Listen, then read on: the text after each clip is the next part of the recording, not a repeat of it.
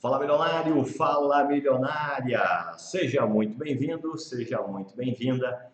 Emerson Almeida por aqui do nosso canal do YouTube do Eu na Bolsa com você, canal esse aí que tem promovido, né, como propósito máximo aí, transmitir conhecimento, transmitir transformação, né, dado essa interação e oportunidade que temos aqui pelo canal do YouTube do Eu na Bolsa, como sempre focado no contrato futuro de milho, né? A gente tem outros programas, né, como o Grupo Semendo Resultado, como o nosso programa de mentoria, como o nosso programa de curso online sobre como operar contrato futuro de milho na B3, onde a oportunidade aumenta para aquelas pessoas que de fato querem aprofundar o nível de conhecimento, né? Aqui a gente traz, em função do tempo, de certa forma, uma leitura bastante colaborativa, um estudo muito colaborativo, né? Eu até tenho recebido inúmeros feedbacks, tanto pelo Instagram, como aqui pelos comentários, né? Como pelo Telegram, como pelo nosso grupo de WhatsApp, sobre o nosso nível de colaboração e de transformação em relação às pessoas que buscam aí esse operacional quando se trata de operar contrato futuro de milho na B3. Nós estamos estudando aqui o vencimento de novembro e o vencimento de janeiro. O contrato futuro de milho na Bolsa tem uma determinação em relação a tamanho de contrato que estabelece o volume financeiro dele. O padrão do tamanho negociado equivale a 450 sacas de 60 kg de milho. Ah, mas eu não sou produtor, nem sei qual é a quantidade, né? Não consigo imaginar 450 sacos de milho. Então imagina um caminhão antigo daquele jacaré, né? Que é o caminhão Scania, aquele vermelhinho. Ali se acomodavam 450 sacas de 60 quilos e esse foi então a referência como tomada padrão aí para o mercado tomar, aí a Bolsa tomar isso como referência. Outro ponto importante é destacar que o preço do milho negociado na Bolsa toma como base a formação de preço em Campinas. E o milho no Brasil, o Brasil é o terceiro maior produtor de milho no mundo, tem várias praças que produzem milho, tanto de primeira quanto de segunda safra. São pontos importantes para você poder entender a movimentação sistêmica, né? Ou seja, a movimentação que gera tendência no comportamento dos preços do milho, porque querendo ou não, o objetivo máximo de um contrato futuro é permitir para os participantes do mercado físico a transferência de risco que um tem em relação à produção, em relação à cadeia produtiva ou à cadeia de consumo, ou em relação à commodity diretamente ligada. Aqui no nosso caso, o milho. O comprador do milho fica numa situação... mas quem é o comprador do milho? A indústria de ração, a indústria que alimenta o porco, a indústria que alimenta o boi, a indústria que alimenta o frango. Eles se preocupam se o movimento do preço do milho for de alta, porque encarece o nível de resultado, o nível de rentabilidade no negócio, né? Então, quanto mais sobe o preço do milho, mais preocupante fica para quem precisa comprar milho. Ou seja, se o mercado é de movimento de alta, os compradores do mercado físico visam estar atento à condição de se proteger utilizando a ponta da compra no milho, independente do preço, for 89, 90, 91, mediante as perspectivas, expectativas, estratégias que são individuais lá do mercado físico, reflete, então, o comportamento do preço no mercado futuro. O produtor, por sua vez, não quer que o preço do milho caia. Quanto mais alto tiver o preço do milho para o produtor, no mercado físico, melhor. E ele tem como parâmetro, então, a referência de que ele precisa se proteger na bolsa, caso o preço do milho no físico caia na bolsa também. Então, quanto mais cai, mais preocupante fica a situação para o produtor. Dando essa síntese de introdução, né, a gente então reforça aqui o nosso estudo do comportamento do contrato futuro novembro, que está indo para a reta final, você sabe que vence todo dia 15, por ser feriado, vai vencer no dia 16, e o janeiro, por ser domingo, no dia 15 de janeiro, vai vencer no dia 16 de janeiro. Então, você já sabe isso, sabe que abre às 9 e fecha às 16h20, e abre de novo às 17h05 e fecha às 18h. Esse é o aftermarket. Por ser um contrato que tem essa dimensão de tamanho, marcado por 450 sacos de 60 kg, para achar o tamanho financeiro, 450 vezes a cotação. Você vai entender o volume que você está movimentando. Não precisa ter esse dinheiro todo para você poder comprar ou vender um contrato futuro de milho. Aí vem a necessidade da exigência da margem inicial de garantia chamada pela Bolsa, passado para todos os participantes, tanto para os que compram como para os que vendem, e depois aqueles que se posicionam entram para o sistema de equalização de posição em relação aos seus preços, ajustando eles todos os dias, né, com base na posição assumida. Por exemplo, o preço do milho, janeiro, fechou a 87,87, vamos imaginar que eu tenha assumido uma posição de venda ontem a 88,60, foi um fato. 88,60, então recebi até o 87,12 de ontem, 88,60, recebi até 88,12 de ontem, aí vou receber até o ajuste de 88,12 de ontem. O fechamento hoje foi 87,87, muito provavelmente o ajuste vai ficar na casa de 87,90, 87,95, eu vou receber mais um pouco. Todos os dias, por quê? Porque eu estou vendido a 88,50, então estou recebendo essas diferenças. Se o preço começar a subir e eu não sair da posição, eu devolvo essa diferença. Se o comprador tiver posicionado a 88 e o preço ajustar para 88,20, ele recebe 20. Se no outro dia, do 88,20 para 88,40, ele recebe mais 20 e assim sucessivamente. Eu falo isso com certa facilidade pelos 28 anos de experiência com ação no milho. Você que está aí me assistindo, que já tem essa experiência, sabe que essa dinâmica é desta maneira, né? Sabe que é dessa forma, quando você assume uma posição no contrato futuro de milho, ele se dá dessa maneira aí, tá bom? Outro ponto bastante importante para o fortalecimento desse conteúdo, né, é que ele chegue ao maior número possível de pessoas e a tua participação aqui é fundamental, né? Com você, né, aqui eu consigo mostrar de fato, né, o valor que tem a oportunidade de operar contrato futuro de milho na B3 e a gente então pede, né, para que você que esteja aqui como participante, né, fazendo parte aí como audiência, né, nosso público-alvo aí para poder encontrar de fato o resultado operando o contrato futuro de milho, que esse é o público que a gente procura, pessoas que querem de fato ter consistência, né, nas suas operações. E então a gente pede encarecidamente que você se inscreva no canal do YouTube, ative o sininho das notificações, deixe o teu like e faça teu comentário. Esses 4 fatores impulsionam o nosso canal. Claro que você compartilhar e então fecha com chave de ouro. Outro ponto bastante importante, eu sempre respondo aqui, né, a participação do pessoal lá nos comentários, aqui logo abaixo do vídeo, em relação ao vídeo de ontem, né, a gente tem essa dinâmica de gravar o que aconteceu com base no estudo de ontem, avaliando o que aconteceu hoje e o que está por vir amanhã. Então, hoje, 9/11, nós vamos dar uma repassada no 8/11, né, no dia do pregão de ontem, vamos ver o que aconteceu no pregão de hoje e aí qual é a expectativa para o pregão de amanhã, beleza? Aqui o Francisco Moura coloca para nós, top demais, professor, obrigado, Francisco, tamo junto. Obrigado da tua participação, é muito importante. Fala, Andrezão, André Santos da Silva, tá de volta. Buenas, Emerson. Aceitei um teste de compra no milho, no primeiro candle do dia. Muito provavelmente, nos primeiros 20 minutos do dia, ele olhou para a direção da compra, peguei um movimento de 20 centavos e caí fora. Aceitei que a tendência de venda ainda está forte, embora o mercado esteja devagar. Mas, enfim, é melhor garantir o pouco do que nada. Abraço. André, o gerenciamento de risco, né, serve para nos gerar essa permissão, né? Quando você entra numa operação e que você se sente confortável, Emerson, o que é entrar numa operação e se sentir confortável? Você comprar e o preço andar afastando cada vez mais do teu nível de stop loss, né? E aí você vai subindo o teu stop loss, caso seja pertinente o comportamento do preço posterior à tua operação, dentro da adequação do teu gerenciamento de risco. Então, o que você fez aí é aceitável, né? Não tem, eu acho que o final da tua frase aí, né? Melhor, né? Melhor pouco no bolso do que devolver para os caras, né? Muito melhor essa condição aí, tá bom? Então, valeu, Andrezão, obrigado da tua participação, tamo junto. E cada vez mais aí desejo para você aí que tudo de melhor aconteça, tá bom?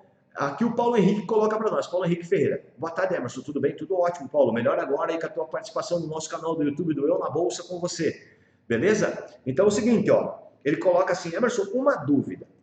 Considerando que o contrato futuro, no contrato futuro, temos a taxa de juro como um dos elementos que fazem parte do preço. Vamos lá, boa. Já vou começar parando por aqui, tá, Paulo? A taxa de juro da economia, né, a taxa de juro real, que é a taxa Selic, ela tem um impacto na composição, de formação de preço. Um aumento ou diminuição, né, ela gera um reflexo em relação a esse aumento ou não em relação ao preço, porque a taxa de juros inibe o nível de consumo, inibe o nível de produtividade, retrai o mercado. Com o aumento da taxa de juros, né, o nível de consumo é menor. Esse é o primeiro ponto a ser entendido quando a gente olha para o mercado de milho no físico, beleza? Aí a gente olha para o mercado, Emerson, considerando no contrato futuro de milho, temos a taxa de juros do contrato futuro de milho, ela tem relação com a seguinte situação. A gente olha para o preço do mercado físico, olha para o preço do milho no mercado físico e pondera o comportamento do preço do mercado físico com relação ao preço de bolsa. Quais são os fatores? Tempo, né? Quanto tempo falta para mim operar, por exemplo, um contrato de novembro que está terminando agora no dia 15, com relação a eu estar operando um contrato de janeiro. O tempo do janeiro é maior, a taxa de juro efetiva na conta do janeiro tem mais períodos, então o impacto tem uma condição mais relevante, tá bom? Eu vou avançar aqui nas tuas perguntas e vou fechando aqui conforme você vai colocando aqui. Em um momento que a taxa de juros está alta, como agora, operações compradas tendem a ser mais desfavoráveis. Viu o que nós falamos? Né? Eu não tinha nem avançado aqui nas tuas colocações aqui. Então já está fazendo sentido o que eu estou dizendo para você. Olha, quando a gente tem uma taxa de juros que encarece o custo de produção, né, e o custo do dinheiro, né, o produto acabado, né, vai ficar mais caro e de repente o comprador fala, não, eu não vou comprar nesse preço, né, o detentor do produto tem que baixar preço para poder fazer caixa. Tá? Então, seguimos aí nessa condição. Operações compradas tendem a ser mais desfavoráveis do que em momento em que a taxa de juros está baixa. É assim, ó, em determinado momento que a taxa de juros esteja baixa, para que a gente perceba, né, num determinado momento a taxa de juros baixa, a potencialidade de formação de preço fica mais competitiva. O cara vai comprar um produto, vai ter acesso a um crédito, vai poder tomar de repente um produto a um nível mais barato, um produto de formação, uma semente ou um insumo que não tenha impacto no dólar, então, porque tem um tripé na economia, inflação, taxa de juros e câmbio, né? Então aqui já entra o câmbio no meio para que entre essa composição, porque na formação do preço final de um produto tem esse fator dólar. Mas como a gente não está aqui olhando nessa condição, eu vou seguir aqui na tua linha de raciocínio, tá beleza? Então, assim como seria favorável para as operações vendidas quando a taxa de juros está alta, em comparação quando a taxa de juros está alta. Quero ver, eu vou ler de novo. Assim como seria mais favorável operações vendidas quando a taxa de juros está alta, em comparação quando a taxa de juros está... Eu acho que aqui você queria colocar uma outra condição. Fiz essa análise partindo do pressuposto de que, se o preço do físico não se alterasse, e o valor do futuro tende a desvalorizar naturalmente até o vencimento, decaimento da taxa de juros, estou correto nessa análise? É assim, ó, na verdade o que acontece? Uma formação de tendência de preço de uma commodity tem um impacto na decisão da taxa de juros, se ela esteja maior ou menor, mas não é só esse condicionante direto, tá? Porque tem justamente a formação de preço pelos insumos importados. Agora, eu quero dar uma dica para você com relação à seguinte situação. Muitos participantes, se tem aumentado o número desses participantes no mercado, que são os players institucionais, aí a gente tem visto isso, porque acompanha isso através da informação da B3, os institucionais olham para o mercado de milho de maneira financeira. Ou seja, o cara entende que o 450 saco de janeiro e 450 saco de novembro é 450 saco de milho, ponto. Agora, existe uma característica de aceitação estratégica para o momento de novembro, onde a gente está percebendo o mercado físico sem movimentação, né, sem comercialização, reta final aí para a gente fechar a balança comercial que reflete no comportamento do vencimento de janeiro, que geralmente, né, geralmente setembro, outubro, novembro, o rally de final de ano no milho tem como expectativa movimentos mais altos em outros períodos, e dessa vez não está se repetindo. Essa situação deixou o mercado numa interrogação e tem o segundo ponto. Lá atrás, com uma taxa de juros mais baixa, né, os preços das commodities foram ficando competitivamente melhores, mais altos, né, os preços chegaram milho de 80 para 100. O produtor, né, teve essa vantagem de preço, vendeu o milho, alguns deles que conseguiram pegar esse ciclo no momento mais exato, venderam o milho bem, né, guardaram uma outra parte do milho e falaram, não, vou vender o milho escalonado para cima, vendeu para cima, foi vendendo, o preço foi subindo, Um determinado momento o preço começou a cair, o cara falou, não, agora não vou vender mais. E está com milho, e está satisfeito com o que vendeu lá atrás já, e está falando assim, olha, na expectativa 22, 23, com a possibilidade de vir um comprador, um player novo para o mercado brasileiro, eu vou segurar o milho. A indústria fala assim, olha, a gente vai ter mais um comprador pela frente, né? E aí nós temos que olhar para o vencimento da frente com uma expectativa de observar pontos de compra. Ok, beleza. Porém, o que acontece? No momento, os produtores que têm milho no mercado físico e não venderam milho no mercado físico, aquele saldo, por exemplo, o cara está pensando assim, meu, já que eu não vendi milho no mercado físico, ele estava 88, 90, 92, 98, eu vendia 94, 96, 98. Quando ele veio para baixo de 94, 92, 90, eu não vendi. Mas eu agora preciso começar a vender alguma coisa nesse janeiro, porque o físico parou e bolsa está demonstrando queda. Se bolsa, o janeiro está 89, 88, e mostra que novembro é 85, no tempo, janeiro pode encontrar o preço de novembro. E aí vem a conta da taxa de juros numa precificação entre o interesse da movimentação atual do preço de novembro, que você vê que não está caindo, com relação ao preço de janeiro, que fechou o spread, fechou a diferença, que estava o janeiro muito mais alto, novembro estava aqui, né? Novembro estava 89 e o janeiro 91. Janeiro veio para baixo, né? E chegou, está trabalhando aí, acelerou muito mais a queda em relação ao novembro e o novembro vem caindo de forma menos intensa, tá bom? Então aí também tem uma taxa de juros dentro dessa conta das operações de spread aí, tá beleza, Paulo? Assim, eu vejo que você está buscando entender de uma maneira mais simplista e eu vou falar para você que é uma viabilidade de entender pelo lado simples das coisas, mas a taxa de juros, por ser um elemento de composição que reflete efeito cadeia, um aumento na taxa de juros beneficia um determinado aspecto e desbeneficia outro, um aumento na taxa de câmbio desbeneficia um lado da economia e beneficia outro, toda essa movimentação, né, gera reflexo, porque em todos os mercados, para que eles aconteçam, precisa efetivamente ter o comprador e o vendedor.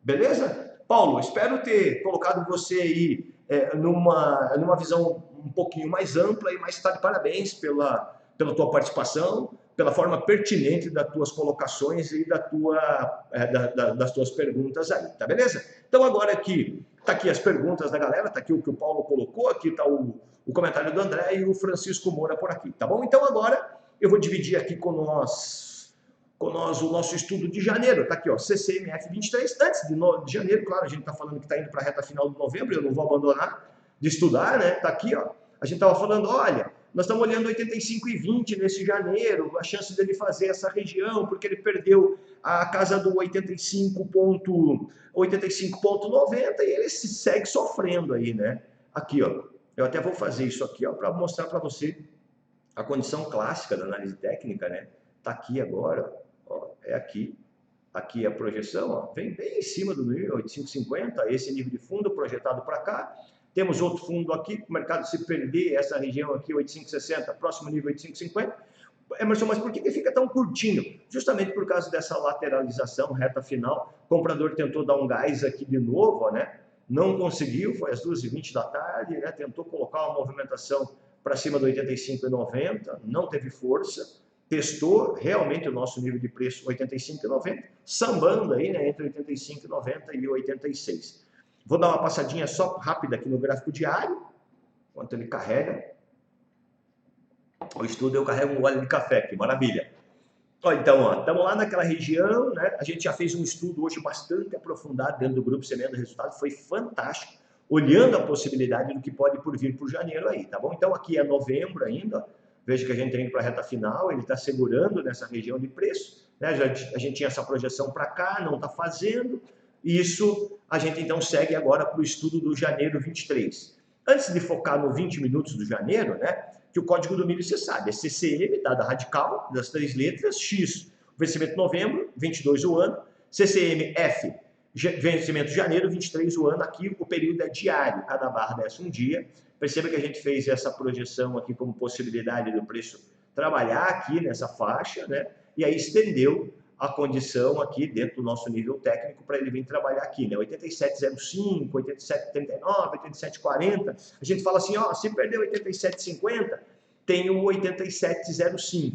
Exatamente hoje ele segurou no 87,50. Respeitou, vendedor tentou novamente, queremos saber se tem vendedor novo, né? Se tiver, ele vai continuar na intenção de cumprir o papel de continuidade, né, do movimento de venda, ele quer colocar o preço mais embaixo, e aí depois do 87,95 que está aqui no gráfico diário, a gente tem 87,50 e 87,05 para a ponta da baixa, que eu vou detalhar aqui para você no gráfico de 20 minutos. Ah, Emerson, mas só tem ponta de venda? A gente está falando isso porque está acompanhando isso aqui, ó, né? A grande região de preço que destravou a movimentação de venda foi aqui atrás, né? Ah, mas aqui já passou. Pois é, fazer o que acontece, né? Região do 91 aqui passou, né? Segurando a região do 90, passou bastante tempo aqui na região do 89. A gente falava, olha, nós temos aqui 89,40, né? Até ontem fui na compra dessa região aqui, como ele falhou, 89,40, comprei 89,10, tive que estopar no 88,60 e depois ir para a venda no 88,50. Perigo total, mas fazer o quê, né? Tem que ter gerenciamento de risco e assumir. Aí, então, aqui na venda, a partir do momento que ele perdeu essa região, né? Trabalhou aqui, vai, não vai, vai, não vai. E hoje aqui trabalhou mais uma vez, né? Aqui de forma bastante tímida, mas sem esboçar, pelo menos, né? O que me chama a atenção é isso aqui, tá? Barra das 14h20, aqui é o horário em que nós tivemos o relatório, né? Deixa eu só quero fazer uma confirmação aqui. Acho que eu não vou conseguir achar aqui.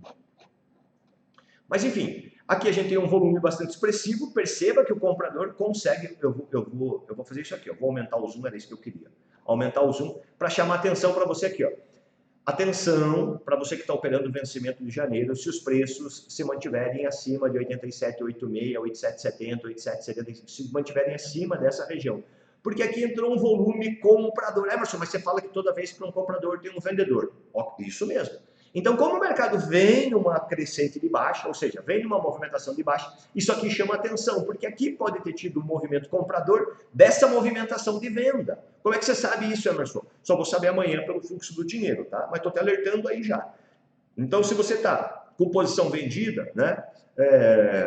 Entenda que a próxima disputa agora vai se concentrar. Se o comprador for dar o contra-ataque, vai se concentrar aqui, 88, 88,40, 88,60, tá? O que a gente tem aqui? Olha, o preço de fechamento 87,87. Ele tem que buscar 88,20. É o número que a gente tem, 88,20, 88,80. Então é aqui, ó, 88 com 20 e 88,80 ele trabalhar nessa casa aqui de novo. Antes disso tem 88,15, 88,23, 88,32, 88,59.